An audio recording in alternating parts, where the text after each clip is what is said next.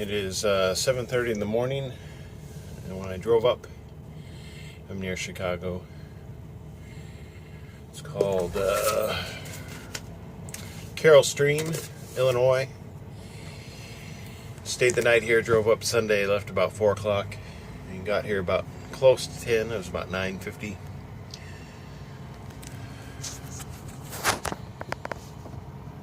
There, and that truck is a scrap steel truck loading. So it's cold out here this morning, and which is predictable for this area. And just waiting. There's a truck that pulled in already, and then there's this truck ahead of me, and then me, so I'm third in line, and we'll go from there. Most likely I'll pick up something from here in Chicago Monday morning. I don't know if there is not a rush hour in Chicago, but that's what I'm going to that's what I'm going to do. He's it might be yeah, I don't know what's going on. You know, drop the or set the container back on the ground. I think it was supposed to flip up onto the truck, but it did not do that. Anyway, yeah, just waiting. And I think all the trucks that are pulled in, there's one behind me that pulled in this morning that we all have steel bar. I think they make crankshafts here and possibly other parts as well. I'm sorry I didn't make as many videos last week, but I was sick. I didn't feel like it. I did take some footage though of the road, and on Sunday I was trying to convert it all. It was about an hour's worth of GoPro footage, and it seemed to have an issue, so I'll try it again. So you may have one extra video this week, and we'll go from there. But that's it. We'll see what we get next. Maybe I should keep filming to see if this guy actually gets loaded. I don't know. I think he's going for a second attempt.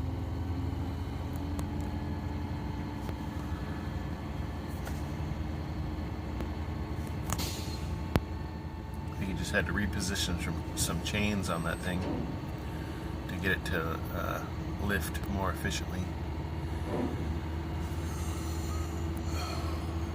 The tires aren't coming off the ground this time. I think he's using it to shift some of the steel inside the container. Probably lower it back down, rechain it, and then get it on board. So, looks like it's going to be a success. Okay, this is going to be a new coil adventure. I think I'm getting a slitted coil, which I haven't recorded securing or tarping before, so I'm going to try to capture that if I can. I'm sorry I didn't finish up yesterday's video, but I didn't have time to pause to video anymore after I picked up my next load, which was a coil that dropped off at the same facility here. And it's 10:19 right now. I dropped it off, I want to say about 9-ish, maybe a little bit before 9. Excuse me. And my pre-plan said I was picking up at the same location, but I had to go to a different company across the street to weigh in, come back over here to get loaded, and then I have to go weigh out over there and possibly get my paperwork. I have to verify that the coils that I have are the right ones. I've got like 9 tags. So there's a truck pulled in. When that one pulls out, they told me that's where they want me, so should be, I'm hoping to, the thing I hate is to lead up to something that I might not be able to do. I can see why people don't say what they're going to do on YouTube videos, because then people complain when you don't deliver on a free video. So I'm going to I'm in home messaging. I'm in Blytheville, Arkansas, and I'm going to Grapeland, Texas. It's not that far. It's like 500 miles, so I've got many hours left in my day. You have 4 hours. And let's see. Yeah, I've got 10 hours on my 14-hour clock and 9 hours on my 11. So, I mean, I'll get fairly close to that location today. So I'll be delivering in the morning. It's a open appointment from 7 to 2, so I like those. I like open appointments. Open appointments are best. Gives you less stress. Anyway, until we see each other again. So I turned on airplane mode on my phone. I think that'll stop any incoming calls. I just have to remember to turn that on so I'm not interrupted by phone calls. I'm at a Flying J. I'm northeast of Texarkana. And I think when they built the parking lot at this particular Flying J, they did the minimum amount of space between trucks on that side and trucks on this side. The minimum amount, and still allow trucks to barely squeeze into their space. I chose one near the end because I had to... it would have been very difficult for me to get in here if it was like in the middle section. I chose the end because I was the angle of attack I was able to use. There's a bunch of noisy trucks outside, so I'll show you my load here in a second. It's 6:38 in the evening, and the more you get into Texas, the earlier people park because they get up really early. And at least that's what I'm told, because I once went to a Flying J at 7 o'clock at night, and it was packed. And the Pilot across the street was packed. And I didn't go to that Pilot, but I said on the radio, "Hey, is the Pilot full too?" And he says, "Yep, parking fills up at 5 in Texas." And I'm like, "Oh, okay." So, I can just go by that. So, the only reason I would have driven farther, but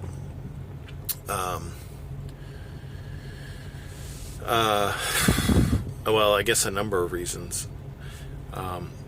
One is the possibility of not having parking, but two, I have a pre-plan. This delivers tomorrow, and it's an open appointment plan, so I'm not going to be running late or anything. But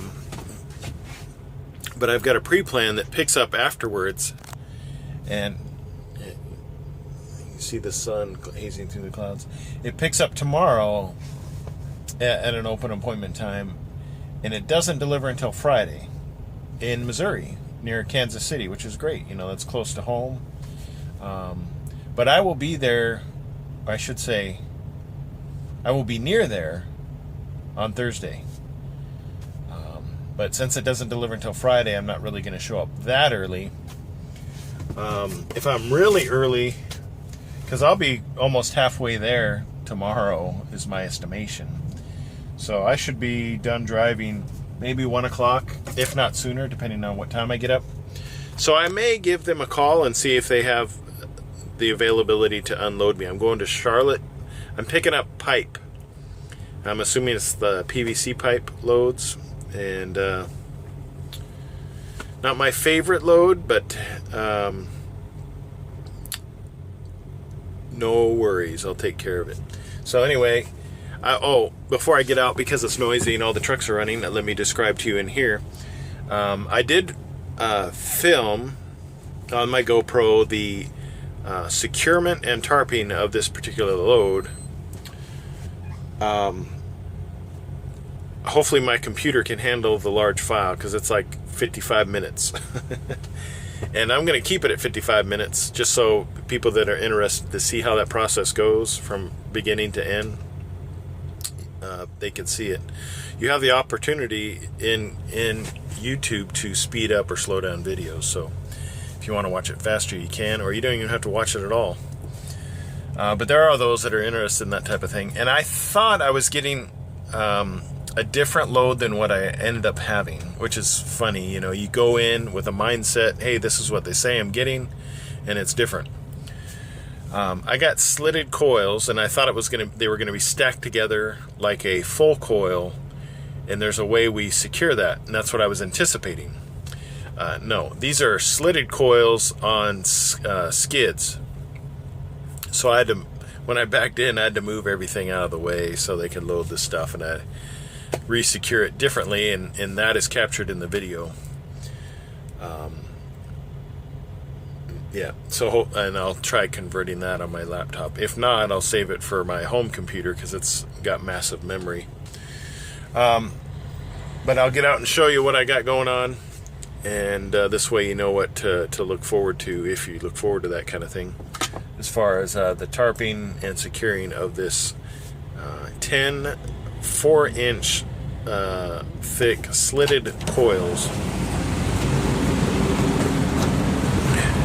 And since I'm in Texas, or near Texas, the bottom left-hand corner of Arkansas, it's warm, so I've got my air conditioning already running in the back, and I've got to close my curtains. But this is it. There's a stack of 3 coils here.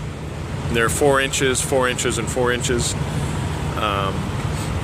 4 and then 3. I've got 2 sets of canvas tarps going across the top, and then 1 vinyl tarp. This is the first time I've used this tarp, and I've got to make some repairs. I didn't necessarily do it today because it was nice and sunny, but I'm going to do it now because there's little things like this that I need to repair before it rains, so it's an operational tarp, you know. That's the thing when you pick up preloaded trailers and they have tarps in them already, or you're repowering a load from somebody else. Hopefully that truck makes it, man. This is the kind of place where you get some van damage done to your truck. Anyway, you don't know what kind of shape your tarps are going to be in. You end up doing some repairs. They're fairly decent tarps. I don't think they're so old that they're starting to rot, but I mean, there's some holes, and this perfect example of, you can see this mark here, just the mark, and the mark there. That is from this particular bungee, and these corners are really sharp on the metal piece of the bungee, and they end up cutting these holes into the tarps depending on where the particular location is. So it can make for a lot of little bits of work, and that's what I need to do. I mean, some spots they're just rough, they're not all the way through, but that's the kind of thing I got to fix. And I've got vinyl cement and extra, I guess you would call it patching material, so it's not a big deal. I think that truck that was going to park in that spot there gave up, and he's got a tandem axle vehicle that could be slid way up and allow sharper turning.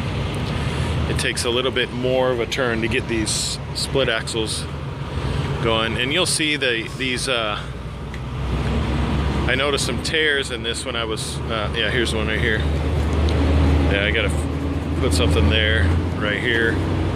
So I'm gonna put the camera down because that's it for today, and do some repairs, and then tomorrow should be it's getting loud that way. Tomorrow will be a day of dropping this off, going somewhere to pick up plastic pipe, and then driving to taking a couple days to get to, what's it called, Grandview, Missouri. This is going to Grapeland, Texas. So anyway, that's it for now.